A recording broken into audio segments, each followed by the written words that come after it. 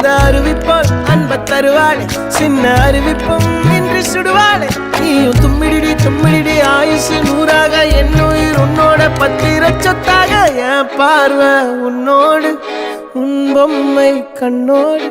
பேசாமல் விண்ணோடு நாம் மிதந்து போவோம் காதாரா அடியாளோ நான் தாங்க மாறோடு